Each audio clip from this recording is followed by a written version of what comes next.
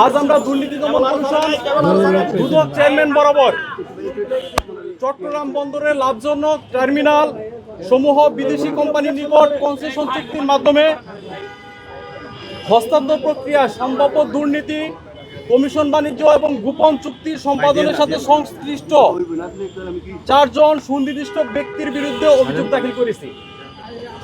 অভিযুক্ত ব্যক্তিরা হলো rear admiral S M Moniruzzaman, যিনি বর্তমানে চট্টগ্রাম বন্দরের চেয়ারম্যান হিসাবে নিয়োজিত আছেন। 2 আশিক চৌধুরী, যিনি বিডার সাবেক চেয়ারম্যান ছিল। 3 লুৎফে সিদ্দিকী, যিনি প্রধান উপদেষ্টার বিশেষ দূত হিসেবে দায়িত্ব পালন করছেন। 4 নম্বর ছিল সাখাওয়াত হোসেন, যিনি নৌ উপদেষ্টা ছিল আর কি।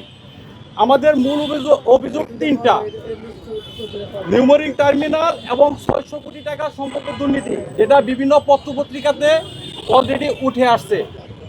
চট্টগ্রাম বন্দরের নিউমোরিং টার্মিনাল দুবাই ভিত্তিক কোম্পানি ডিপি ওয়ার্ল্ডের সাথে কনসেশন চুক্তির জন্য অভিযুক্ত ব্যক্তিরা মরিয়া হয়ে কাজ করে, আপনারা সকলে জানেন। আমাদের কাছে অভিযোগ আছে, এই চুক্তি যদি বাস্তবায়ন করতে পারত, এমনকি বিভিন্ন পত্রপত্রিকাতে উঠে আসছে, তারা 600 কোটি টাকার মতো একটি কমিশন বাণিজ্য করত। তৎকালীন বিএনপির ভারপ্রাপ্ত চেয়ারম্যান বর্তমান মাননীয় প্রধানমন্ত্রী জনাব তারেক রহমান এবং অন্যান্য রাজনৈতিক ব্যক্তিবর্গ, অর্থনৈতিক বিশ্লেষক এবং আন্তর্জাতিক সম্পর্ক বিশ্লেষকরা এটা নিয়ে ব্যাপক প্রতিবাদ জানায় এবং সেনাবাহিনীর সেনাপ্রধান জেনারেল ওয়াকারুজ্জামান বিদেশি কোম্পানির কাছে চট্টগ্রাম বন্দর দেওয়ার বিপক্ষে প্রধান উপদেষ্টার কাছে প্রতিবাদ জানায় এবং ঢাকা বিশ্ববিদ্যালয়ের শিক্ষার্থীদের সংগঠন স্টুডেন্ট ফর সভারেন্টি এবং চট্টগ্রাম বন্দরের শ্রমিকদের সংগঠন, বিভিন্ন সংগঠন রাজপথে আন্দোলন করে চট্টগ্রাম বন্দর বিদেশিদের দেওয়ার বিপক্ষে। তার ফলশ্রুতিতে চট্টগ্রাম বন্দরের নিউমোরিং টার্মিনাল আপাতত স্থগিত আছে। তবে আমরা অভিযোগ পাচ্ছি এটা নিয়ে গোপনে আবার তারা তদবির বাণিজ্য করতেছে। 2 নম্বর ছিল অস্বাভাবিক দ্রুততায় চুক্তিগুলো সম্পাদন করতে। আপনারা সকলেই জানেন, গত 17 নভেম্বর শেখ হাসিনার যেদিন রায় হয়, সেদিন 2টা বন্দরের সাথে তারা বিদেশি কোম্পানির সাথে চুক্তি করছে। একটা ছিল আপনার বিদেশি কোম্পানি ডেনমার্কের এপিএম টার্মিনালসের সাথে চট্টগ্রাম বন্দরের লাভদিয়া টার্মিনালসের মোট 48 বছর, 3 বছর, 30 বছর এবং 15 বছরের চুক্তি স্বাক্ষরিত হয়েছে, যা 4 নভেম্বর 2025 থেকে 17 নভেম্বর 2025 মাত্র 13 দিনের ব্যবধানে চুক্তিগুলো সম্পাদন হয়েছে। আমরা মনে করি এখানে অস্বচ্ছতার বিষয়গুলো লক্ষ্য করা যায়।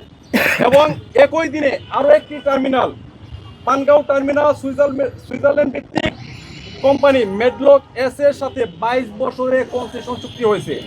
এটিও অস্বাভাবিক দ্রুততা মাত্র 11 দিনের ভিত্তিতে সম্পাদন হয়েছে। 3 নাম্বার ছিল এনডিএ বা গোপন চুক্তি। এই 3টি চুক্তি ছিল গোপন চুক্তি এবং আমাদের জনগণের সাথে লুকোচুরি করছে, যেটা ওপেন টেন্ডার আহ্বান করা হয়নি। যেহেতু গোপন চুক্তি ছিল, তাই প্রমাণ করে এখানে বিশাল অঙ্কের আর্থিক লেনদেন হয়েছে। আপনারা সকলেই জানেন, নির্বাচনী তফসিল ঘোষণার পরে ইন্টারিয়াম গভর্নমেন্টের এই ধরনের চুক্তি করার কোনো এখতিয়ার নেই। যেহেতু রাজনৈতিক দলগুলা এটাতে দ্বিমত পোষণ করেছে, সেহেতু কোনোভাবে এখানে তারা এই চুক্তিগুলো বাস্তবায়ন করতে পারে না। আমরা দুদক বরাবর 3টা আবেদন জানিয়েছি। চট্টগ্রাম বন্দরের নিউমোরিং টার্মিনাল সংক্রান্ত কনসেশন চুক্তিতে চলমান লিজ প্রক্রিয়া এবং লালদিয়া পানগাঁও কন্টেইনার টার্মিনাল বিদেশি কোম্পানির সাথে গোপন চুক্তি করায় উপরোক্ত 4 ব্যক্তি কর্তৃক ক্ষমতার অপব্যবহার করে নানা ধরনের কমিশন বাণিজ্য এবং ঘুষ লেনদেন সংঘটিত হয়েছে কিনা তা তদন্ত করে দেখার জন্য আমরা অনুরোধ জানিয়েছি। তদন্তের স্বার্থে সংশ্লিষ্ট ব্যক্তিবর্গ এবং তাদের পরিবারের দেশি বিদেশি ব্যাংক অ্যাকাউন্ট তদন্ত আর্থিক লেনদেনের বিরুদ্ধে প্রাথমিক তদন্ত শুরু করার জন্য আমরা দুদক বরাবর আহ্বান জানিয়েছি। তদন্ত চলাকালীন সময়ে প্রমাণ নষ্ট বা বিদেশে পলায়নের সংখ্যা এড়ানোর জন্য পর্যাপ্ত সংশ্লিষ্টদের দেশ থেকে নিষেধাজ্ঞা আরোপের ব্যবস্থা গ্রহণের জন্য আমরা আবেদন জানিয়েছি। আমাদের আজকের প্রেস ব্রিফিং এর এই ছিল সংক্ষিপ্ত প্রেস ব্রিফিং।